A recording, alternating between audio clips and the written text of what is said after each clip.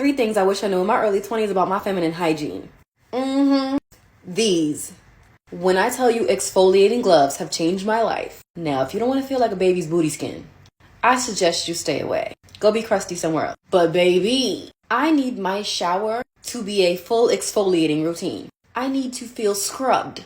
So if you haven't switched over, that's okay. Some of y'all a little delayed. Number 2, your only lotion shouldn't be scented lotion. You need unscented lotions majority of the time. If you're only using Bath & Body Works lotion, especially with the glitter sprinkles, your skin is screaming at you. I can hear her. Get you a good Nivea, CeraVe, Vaseline, and you can add perfumes on top. But please give your skin a break from all the perfumes and scents. It's irritating. Number 3, I recommend you changing your washcloth every day. If you've been using the same washcloth for a few days, go smell it and refer back to this video. Hey sis, here are some feminine hygiene tips that I wish I knew in my teens. This first one is extremely important. You need to exfoliate before you shave. If you're someone that shaves, you really need to open up them pores, sis. Like, you can't just go straight in with the shavers, because that's when you get razor bumps, that's when you get dark marks, especially for someone that's dark skin, hyperpigmentation, girl, isn't that it? The next thing is panty liners. You need to make sure you're wearing some kind of panty liners on the weeks leading up to your period, because you don't want to be dealing with the unnecessary mess when you knew you could have just put on some kind of panty liner. And just to let you know, a panty liner is not the same as a pad. A panty liner is a bit smaller, and it just helps you for when you're having like those early signs of a menstrual cycle. Oh my gosh, this one is crazy. So please use the correct shaving stick.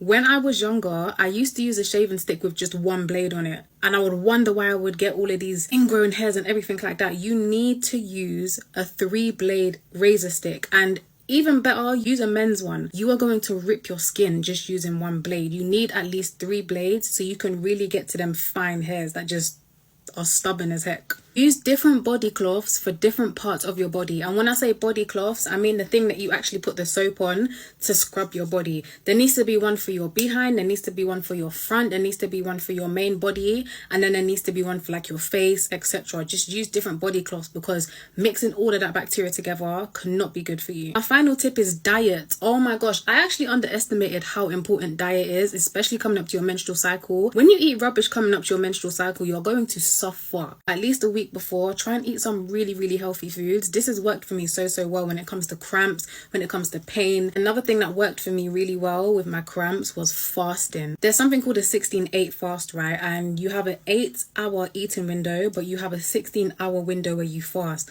That seriously helped me with my period cramps, okay?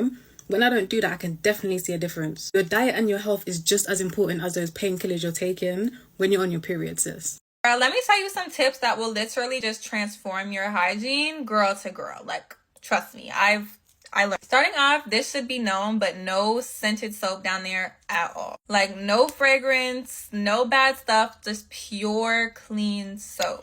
Dove sensitive skin is really good. Dr. Bronner's is good. Just clean types of soaps are like the only type of soaps you should be putting down there, and obviously like not inside. Nothing should go inside. Next is to replace your loofah with an African neck cloth. It doesn't harvest any bacteria. And loofahs will, like when you reuse them and put them back up and use it again, like it's just gonna collect bacteria.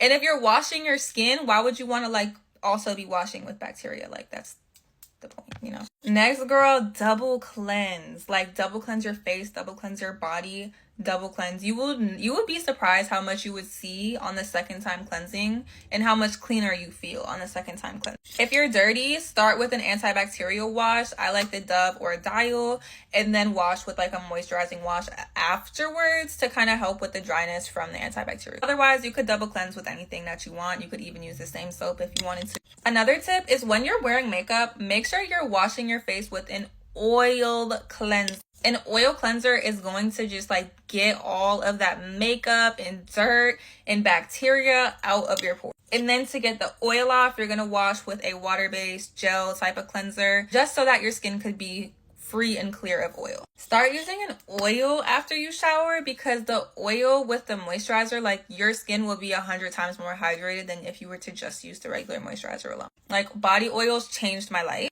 Next, this doesn't really have to do with hygiene, but if you have dark spots on your armpits, turmeric and like those orange yellowy turmeric bars, they will be perfect for getting rid of dark discolored armpits.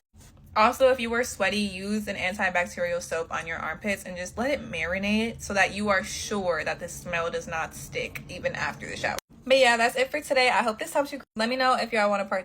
Love y'all. Feminine hygiene tips I wish I knew sooner. Number one, girl, take that underwear off when you go to bed, okay? Sleeping with no underwear on is going to allow your hoo-ha, your hoo-heener, to breathe in the nighttime. A lot of us girls love to wear leggings, tight jeans, just we're in our tight clothing era. Wearing tight clothes is just really not good for your vagine. So at least give her the nighttime to breathe. Make sure you dry your vagine fully after you take a shower. Like pat dry, fully dry, bone dry, okay? The water just stay in between the folds, the lips, the flaps, just waiting for the bacteria to build up. Like you're literally just asking for the bacteria. You're like, hey, bacteria, come and get me, please. Make sure you are completely drying yourself before you put your clothes on, okay?